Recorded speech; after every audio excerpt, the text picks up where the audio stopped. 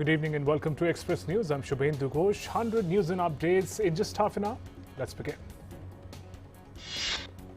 Polling was held for the first phase of Bihar Assembly elections in 71 constituencies spread over 16 districts. 35 out of 71 constituencies in Bihar are in Naxal-affected areas where voting is being held in a staggered manner. Additional security forces have been deployed in the Naxal-infested areas to ensure free and fair polling. This is the first election being held amid COVID pandemic in the country. Over 2.14 crore voters exercise their franchise and decide the political fate of 1,066 candidates, 114 women, 406 independent candidates in the fray. The campaigning for the second phase of Bihar Assembly elections is in full swing. Prime Minister Modi addressed an election rally in Darbhanga. Bihar Chief Minister Nitish Kumar was also present on the occasion. Slamming the opposition, Prime Minister said people of Bihar have taken a resolve again to defeat those who brought Jungle Raj in the state, those who looted Bihar. These are the people under whose government crime was rampant in the state. Prime Minister Modi said Mithilanchal will get world-class medical care at the AIIMS in Darbhanga. People will not only get better health facilities, medical seats for students will also increase. Prime Minister Modi's second rally of the day was at Muzaffarpur. He began by reiterating that people must vote to ensure Bihar gets a government that puts development and good governance first. In a veiled reference to RJD's Tejasvi, PM said that it isn't the time to trust those who lack experience and make promises in the air. Prime Minister Modi presented Nitish Kumar as the leader who brought Bihar out of black days of Jungle Raj. In a significant move, the centre has paved the way for people from outside Jammu and Kashmir to buy land in the Union Territory by amending several laws. In a Gazette notification, the centre has omitted the phrase permanent resident of the state from Section 17 of Jammu and Kashmir Development Act that deals with disposable land in the Union Territory. In Jammu and Kashmir, two unidentified terrorists have been killed by security forces in an encounter that broke out late last night in Budgam district. The government is committed to facilitate army in their forward movement on the road to reforms and will help them in achieving advantages in all areas.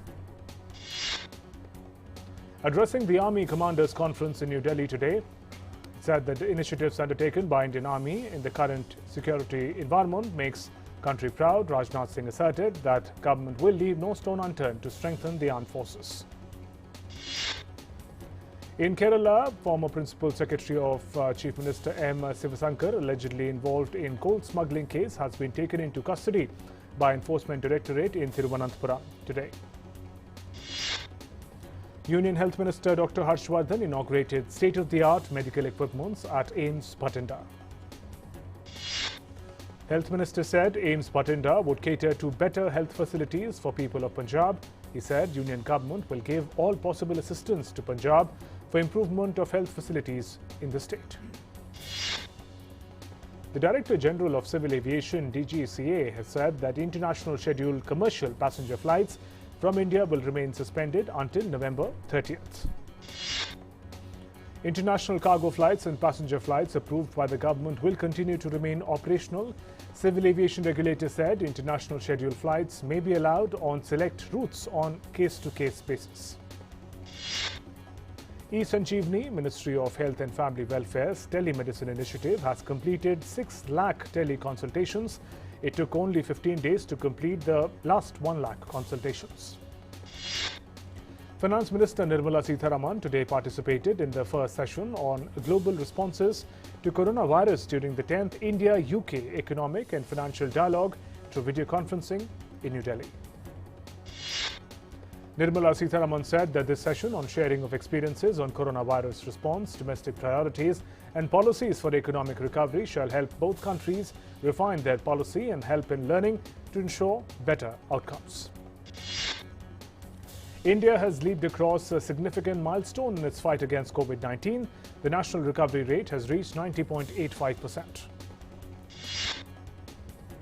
With an overall recovery of nearly 72,60,000 patients so far, recovered cases in the country stand at nearly 12 times more than active cases. Nearly 59,000 patients recovered and were discharged during the last 24 hours, whereas the new confirmed cases reported in the same time span stood at nearly 44,000. The active caseload of the country has also fallen below 8%. The total positive cases in the country today stands at 610,803, which comprises merely 7.64% of the total reported cases. Union Health Ministry said there is a commensurate dip in the fatality rate, which stands at 1.50% for COVID today. Union Health Ministry informed that 508 fatalities were reported in the past 24 hours, which is nearly 80% are concentrated in the 10 states and union territories. In the last 24 hours, over 10,66,000 COVID samples were tested in the country. With this, cumulative testing figure has further risen to nearly 10 crore 55 lakh. In Mizoram, first case of casualty of COVID-19 is reported today. Officials said a 62-year-old infected person also suffering from comorbidities has succumbed to death this afternoon while being treated for the last 10 days. All schools in National Capital will remain closed till further orders in view of COVID-19. Current online and semi-online modules of studies will continue. This was stated by Delhi Deputy Chief Minister Manish Sisodia in New Delhi today. In Telangana, 1,481 new cases of COVID-19 have been reported in the past 24 hours. With this, the total COVID cases in the state went up to 2,34,152. Around 17% of deaths due to coronavirus in India could be linked to long-term exposure to air pollution, higher than 15% seen in average across the world, according to a study published in the Journal of Cardiovascular Research on Tuesday. Domestic stock markets registered sharp losses on Wednesday, tracking global equities as rising COVID cases in the US and Europe dampened investor sentiment. S&P BSE Sensex Index plunged 39,774. The broader NSE Nifty 50 benchmark slumped to as low as 11,684.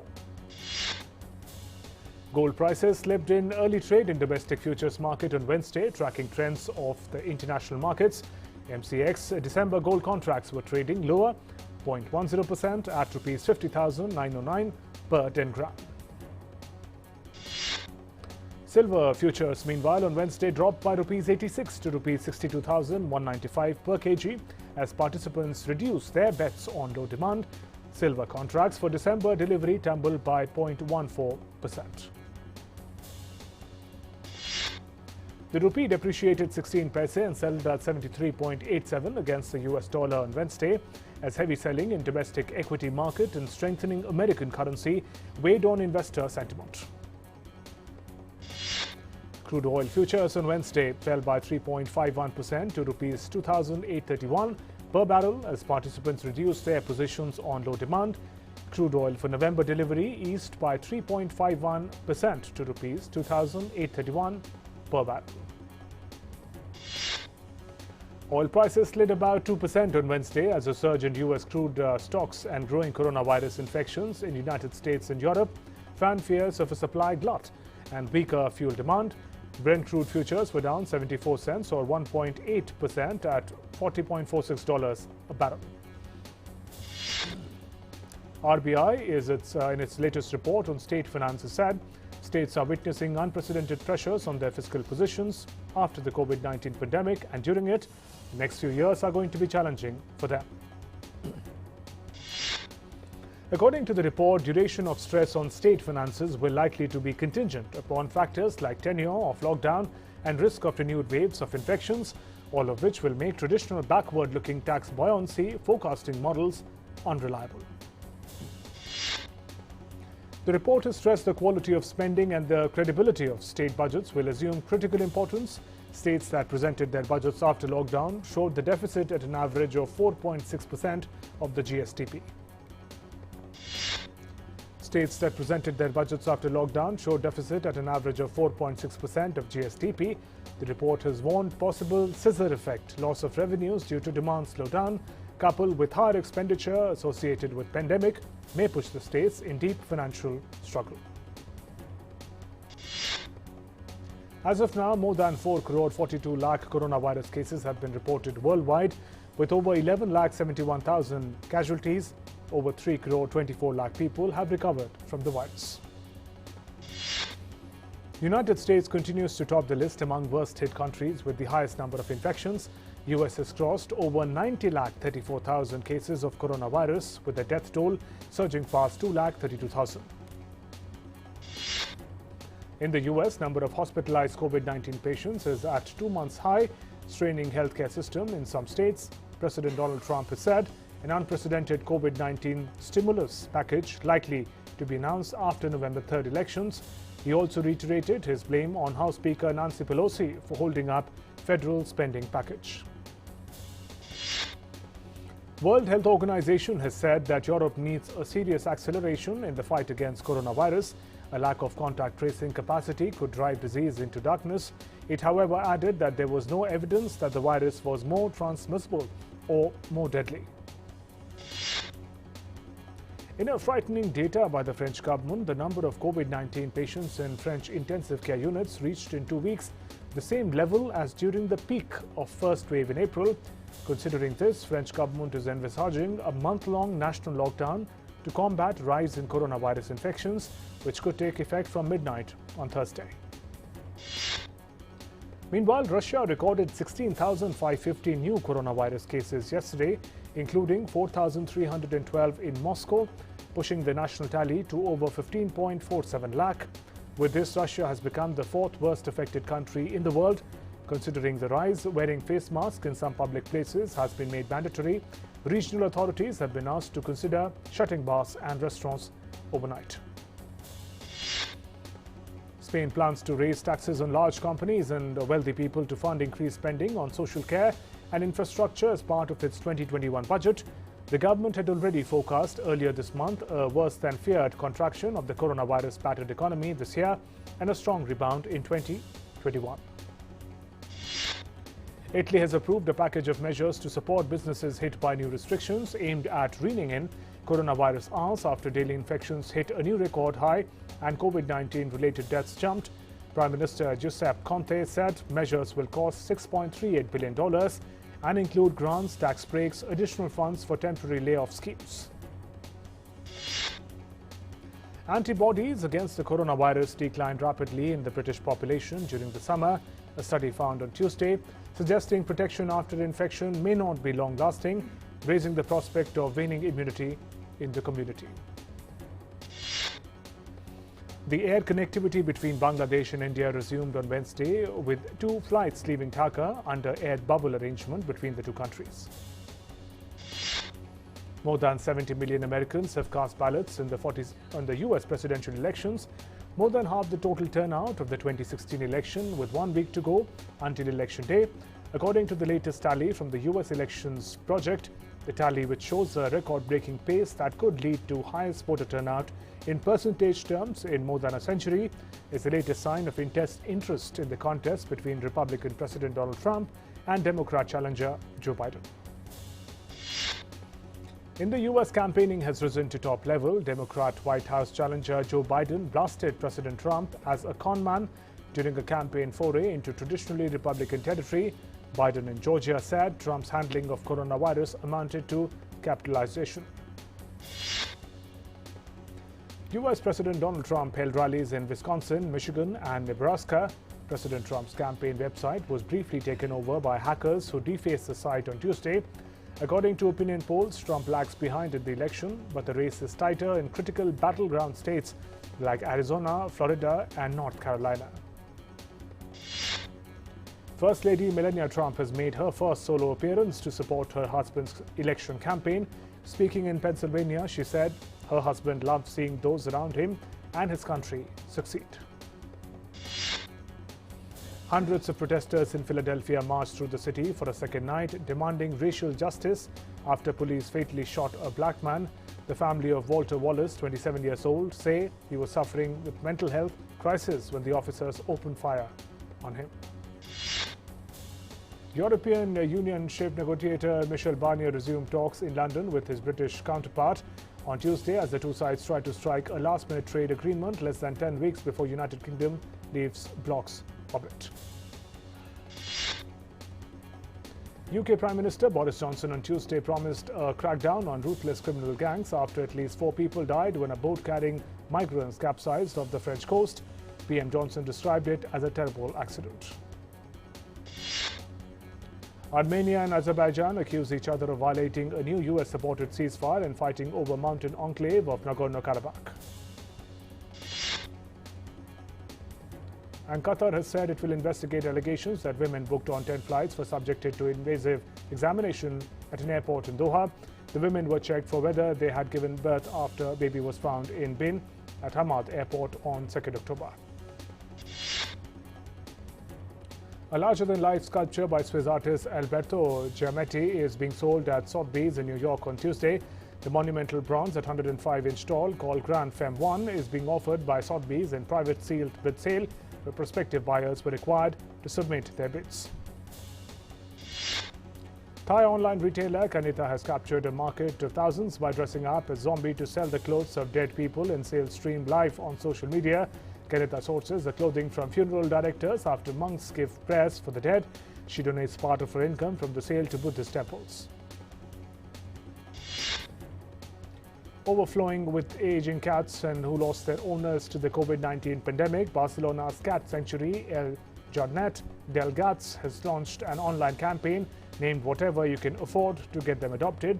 As cats of all colors, shapes and sizes bask in autumn sunshine, these little creatures wait for their new parents. Mexico's tradition of lucha libre wrestling is looking for ways to survive the coronavirus pandemic at Xochimilco. To tackle the reduced tourist population, wrestlers and promoters decide to join 2 tourist attractions together to create the Traji Lucas, where locals are able to enjoy a lucha libre match as they float on beautiful water canals. Hong Kong travellers boarded a flight to nowhere to enjoy a bird's eye view of the city and sunset before flying straight back home, as the latest travel trend to give people a glimpse of the normality during COVID-19 pandemic. An Airbus A320 with 100 passengers on board flew some of Hong Kong's iconic city views. Cricket Australia has announced the full schedule of India's upcoming tour. The tour includes 3 T20 internationals, 3 one-day internationals and a 4-match series, test series. The tour begins on November 27th with the first 2 ODI taking place in Sydney. The team travels to Canberra for the final ODI. India will play their first overseas day-night test on the tour to Australia, with Adelaide playing host to the historic game. Traditional Boxing Day test will be played in Melbourne with a crowd of 25,000 expected at the venue, 1/4 of the capacity of the stadium. Cricket South Africa has announced an action-packed international schedule for men's cricket. Team with series against England, Sri Lanka, Australia and Pakistan. Bayern Munich recorded a tough 2-1 win over Lokomotiv Moscow in a Group A clash of the Champions League on Tuesday. It took on excellent volley from Joshua Kimmich in the 79th minute for the Bavarians to overcome Lokomotiv's challenge. Liverpool defeated Danish champions Midtjylland 2-0 in the low-key game behind closed doors at Anfield. Diogo Jota finished off fine move to give Jurgen Klopp team lead early in the second half before Mohamed Salah made sure of the points with a late penalty. Klopp's defensive worries have deepened as Fabinho went off with an apparent hamstring injury. Pep Guardiola's City eased to the second straight win in Group C against Marseille. Playing without a striker didn't stop Man City racking up the goals. Kevin De Bruyne set up Ferran Torres for the early opener against Marseille. Gundogan and Sterling added late goals to make it 3-0. With 1 point from its opening 2 games, Real Madrid is facing another fight to preserve its proud record of qualifying for the knockout stage in all of its seasons in Champions League. Madrid was trailing 2-0 till 87th minute. However, goals by Karim Benzema and then Casemiro rescued a 2-2 draw for the Spanish champions. Barcelona are making the trip to Turin to take on Juventus tonight in the group stage of Champions League. Juve have won only 1 of their 4 Serie A matches this season, while Barcelona came into the tie with the worst form with 2 losses in La Liga. Chelsea to take on FC Krasnodar today. Thiago Silva is the only surprise absence from the travelling squad. After a draw last week against Sevilla, the Blues will be looking to come away with all 3 points in an effort to take over top position in the group. Manchester United will be taking on RB Leipzig in the Champions League tonight. Manchester United registered impressive 2-1 away victory against Paris Saint-Germain in their European opener. Barcelona president Josep Bartomeu has resigned amid the fallout of his feud with star Lionel Messi. After one of the club's worst seasons in more than a decade, Bartomeu announced that his entire board of directors also resigned.